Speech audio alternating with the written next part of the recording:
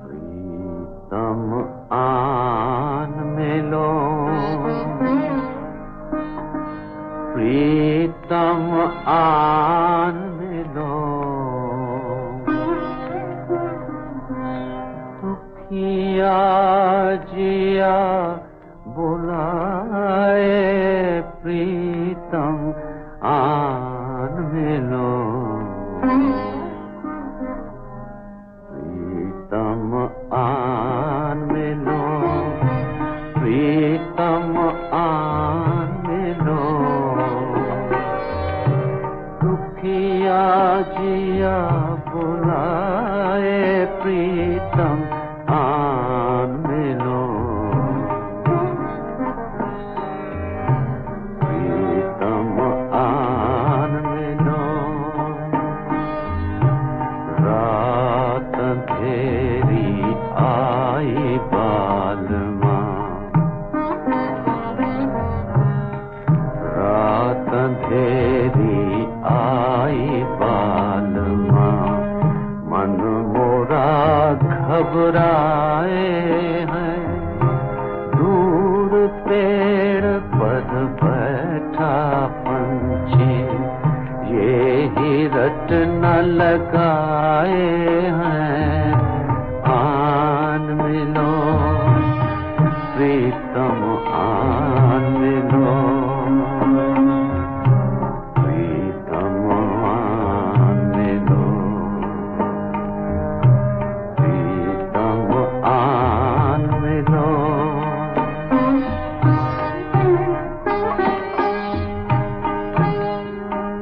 भीगी रात में पेड़ के नीचे, आँख में चोली खेल रचाया, भीगी रात में पेड़ के नीचे, आँख में चोली खेल रचाया, प्रीतम याद करो जब तुमने प्रेम भरा एक गीत सुनाया, आन मिलो, प्रीतम आन मिलो,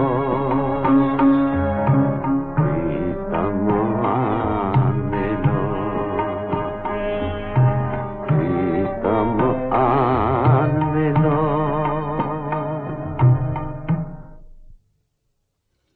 ओम शांति। 22/11/2023 प्रातः मुरली। ओम शांति। बाप दादा मधुबन। बाबा आज कह रहे हैं, मीठे बच्चे, तुम ब्राह्मणों का ये नया झाड़ है, इसकी वृद्धि भी करनी है तो संभाल भी करनी है, क्योंकि नए झाड़ को चिड़ियाएँ खा जाती है। मीठे बच्चे, तुम ब्राह्मणों का ये नया झाड़ है, इसकी वृद्धि भी करनी है तो संभाल भी करनी है, क्योंकि नए झाड़ को चिड़ियाएँ खा जाती है। प्रश्न, ब्राह्मण झाड़ में निकले हुए पत्ते मुरझाते क्यों हैं? कारण और निवारण क्या है? उत्तर, बाप जो ज्ञान के वंडरफुल राज सुनाते हैं, वो न समझने के कारण संशय उत्पन्न होता है, इसलिए नए नए पत्ते मुरझा जाते हैं, फिर पढ़ाई छोड़ देते हैं। इसमें समझाने वाले बच्चे बहुत होशियार चाहिए। अगर कोई संशय उठता है तो बड़ों से पूछना चाहिए, उत्तर नहीं मिलता तो बाप से भी पूछ सकते हो। गीत प्रीतम आन मिलो। ओम शांति। गीत तो बच्चों ने बहुत बार सुने हैं। दुख में भगवान को सभी बुलाते हैं। तुम्हारे पास तो वो बैठे हैं, तुमको सभी दुखों से लिबरेट कर रहे हैं। तुम जानते हो, बरोबर दुखधाम से सुखधाम ले जाने वाला सुखधाम का मालिक बतला रहे हैं। वो आया हुआ है, तुम्हारे सम्मुख बैठा हुआ है और राजयोग सिखला रहे हैं। यह कोई मनुष्य का काम नहीं। तुम कहेंगे, परमपिता परमात्मा ने हमको मनुष्य से देवता बनाने के लिए राजयोग सिखलाया है। मनुष्य को देवता नहीं बना सकते। मनुष्य से देवता किए करत न लागी वार। ये किसकी महिमा है? बाबा की। बरोबर देवताएं तो सतयुग में होते हैं, इस समय देवताएं होते ही नहीं, तो ज़रूर स्वर्ग की स्थापना करने वाला ही मनुष्य को देवता बनाएगा। परमपिता परमात्मा, जिसको शिव भी कहते हैं, उनको यहाँ आना पड़े पतितों को पावन बनाने। अब वो आए कैसे? पतित दुनिया में श्री कृष्ण का भी तन मिल ना सके। मनुष्य तो मूंझे हुए हैं। अब तुम बच्चे सम्मुख सुन रहे हो। तुम इस दुनिया की हिस्ट्री ज्योग्राफी को जानते हो। हिस्ट्री के साथ ज्योग्राफी ज़रूर होती है, और हिस्ट्री ज्योग्राफी होती है मनुष्य सृष्टि में। ब्रह्मा विष्णु शंकर की सूक्ष्म वतन की कभी हिस्ट्री ज्योग्राफी नहीं कहेंगे, वो है सूक्ष्म वतन। वहाँ तो है मूवी टॉकी, तो यहाँ है। अब बाबा तुम बच्चों को सारी दुनिया की हिस्ट्री ज्योग्राफी और मूल वतन का समाचार, जिसको 3 लोग कहते हैं, सब सुनाते हैं। अब तुम ब्राह्मणों का नया झाड़ लगा है, इसको झाड़ कहा जाता है। दूसरे जो मठ पंथ है उनको झाड़ नहीं कहेंगे। भले क्रिश्चियन लोग हैं, वो जानते हैं कि क्रिश्चियन ट्री अलग है, लेकिन उनको ये पता नहीं है कि सभी टालियाँ इस बड़े झाड़ से निकली हुई है। समझाना चाहिए मनुष्य सृष्टि कैसे पैदा होगी। माता पिता फिर बालक, वो भी सब इकट्ठे तो नहीं निकलेंगे। 2 से 4 5 पत्ते होते हैं, फिर कोई को तो चिड़िया भी खा जाती है। यहाँ भी चिड़िया खा जाती है। ये बहुत छोटा झाड़ है, धीरे धीरे वृद्धि को पाएंगे जैसे पहले पाया है। तुम बच्चों को अब कितनी नॉलेज है। तुम त्रिकालदर्शी हो, तीनों कालों को जानने वाले हो, त्रिलोकीनाथ हो, अर्थात तीनों लोकों को जानने वाले हो। लक्ष्मी नारायण को त्रिलोकीनाथ त्रिकालदर्शी नहीं कहेंगे। मनुष्य फिर श्री कृष्ण को त्रिलोकीनाथ कहते हैं। जो सर्विस करेंगे उनकी प्रजा बनेगी। अपना वारिस भी बनाना है, प्रजा भी बनानी है, तो ये बुद्धि में होना चाहिए हम त्रिलोकीनाथ है। ये बातें बड़ी वंडरफुल है। बच्चे पूरी रीति समझा नहीं सकते तो कंस्ट्रक्शन के बदले डिस्ट्रक्शन कर लेते हैं।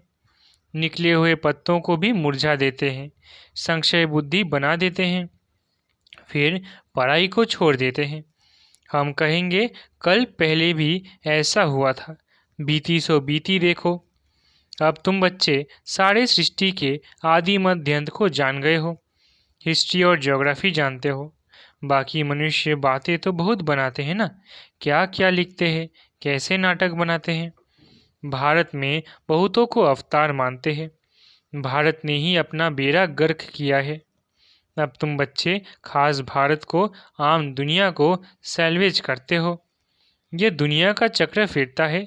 हम ऊपर होंगे तो नर्क नीचे होगा। जैसे सूर्य उतरता है तो कहेंगे समुद्र के नीचे जाता है, परंतु जाता थोड़ी ही है। समझते हैं द्वारिका आदि डूब गई। मनुष्यों की बुद्धि भी वंडरफुल है ना। अब तुम कितने ऊंच बनते हो, कितनी खुशी होनी चाहिए। दुख के समय तुमको लॉटरी मिल रही है, देवताओं का को तो मिली हुई है। यहाँ तुमको दुख से फिर अथाह सुख मिलते हैं, कितनी खुशी होती है।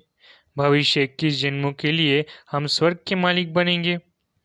मनुष्य कहते हैं गीता का ज्ञान तो सत्संग है। कितने सत्संग साईं बाबा आदि के हैं। बहुत दुकानदारी है। यह तो एक ही हट्टी है ब्रह्मा कुमारियों की। जगदम्बा है ब्रह्मा की मुख वंशावली। सरस्वती ब्रह्मा की बेटी मशहूर है। तुम जानते हो माता पिता से हमें सुख घनेरे मिले थे। अब वो माता पिता मिला हुआ है, बहुत सुख घनेरे दे रहे हैं। अच्छा, माता पिता को जन्म देने वाला कौन? शिव बाबा। हमको रत्न शिव बाबा से मिलते हैं। तुम हो गए पोत्रे। हम अब सुख घनेरे उस बेहद के बाप से, ब्रह्मा सरस्वती माता पिता द्वारा ले रहे हैं। देने वाला वो है, कितनी सहज बात है। फिर समझाना है हम इस भारत को स्वर्ग बनाते हैं, फिर सुख घनेरे जाकर पाएंगे। हम भारत के सेवक ठहरे, तन मन धन से हम सेवा करते हैं। गांधी को भी मदद करते थे ना। तुम समझा सकते हो यादव कौरव पांडव क्या करते थे। पांडवों की तरफ तो है परमपिता परमात्मा। पांडव है विनाश काले प्रीत बुद्धि, कौरव और यादव है विनाश काले विपरीत बुद्धि, जो परमपिता परमात्मा को मानते ही नहीं, ठीक कर बित्तर में ठोक देते हैं। तुम्हारी उनके सिवाय और कोई के साथ प्रीत नहीं है तो बहुत हर्षित रहना चाहिए। नाखून से लेकर चोटी तक खुशी रहनी चाहिए।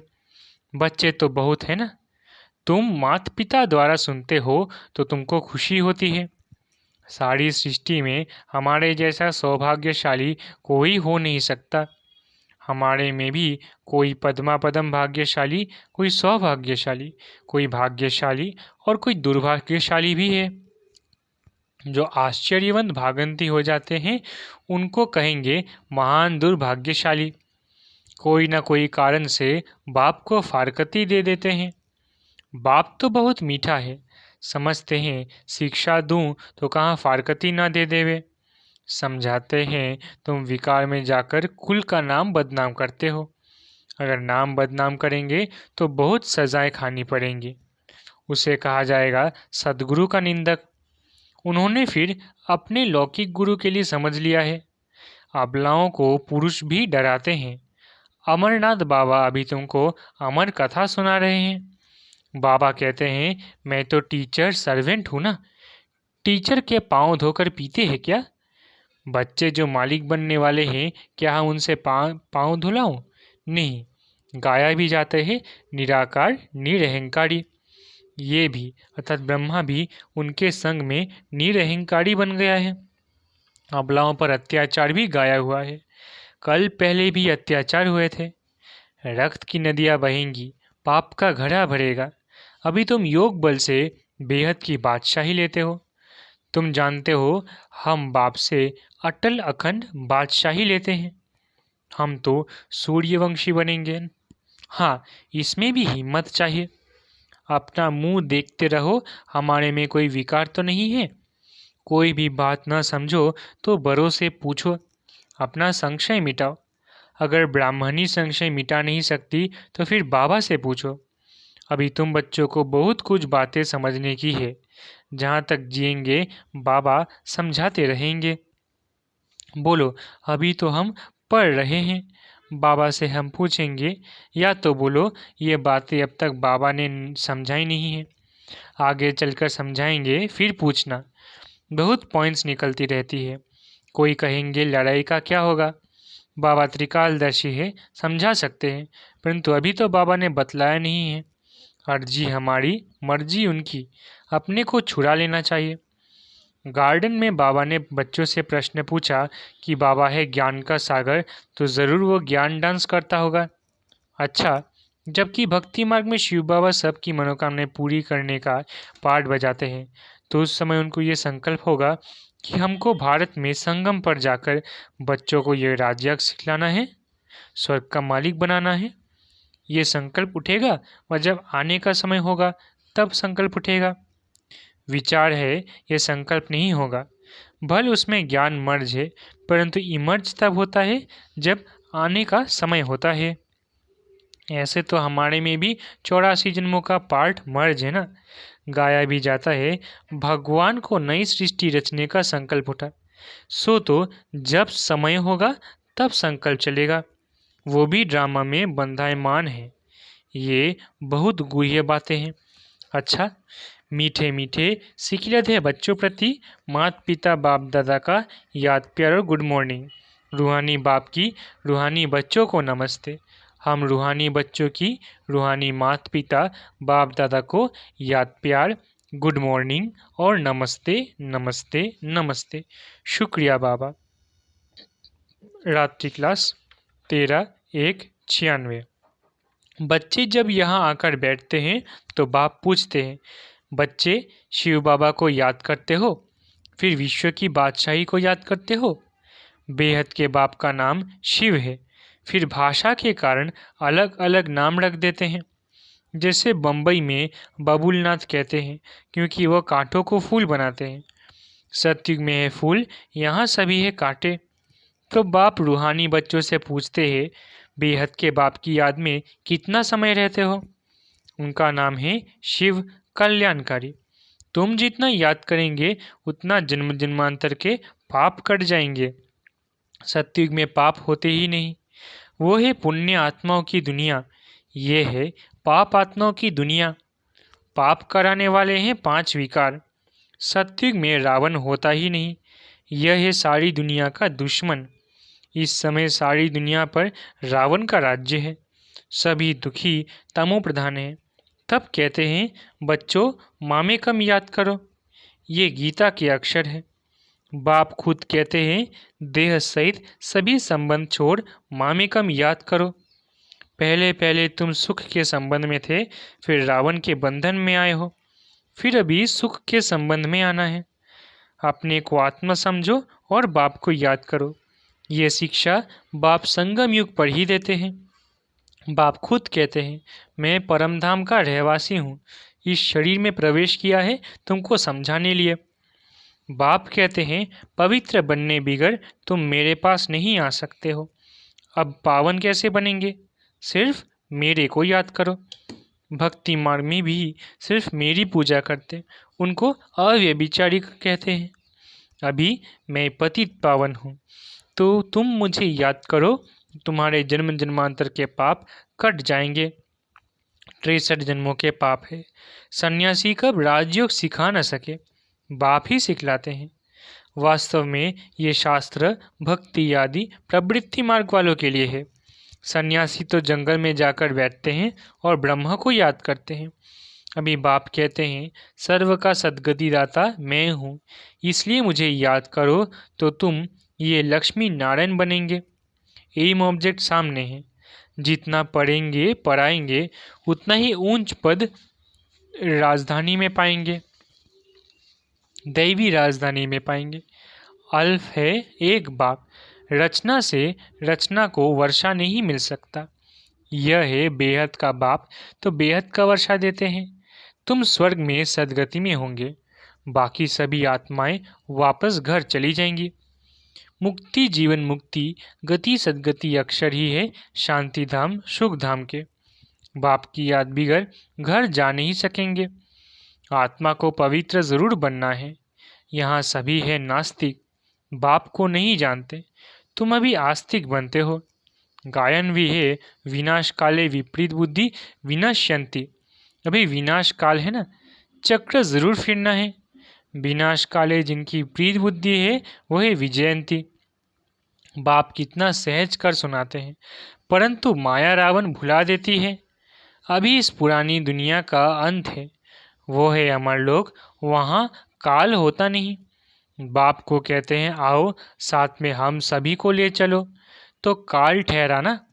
सत्युग में कितना छोटा झाड़ है, अभी बहुत बड़ा झाड़ है। ब्रह्मा और विष्णु का ऑक्यूपेशन क्या है?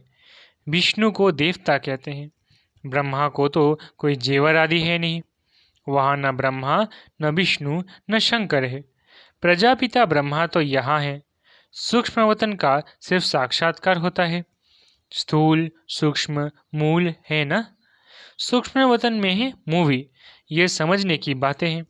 यह गीता पाठशाला है, यहाँ तुम राजयोग सीखते हो।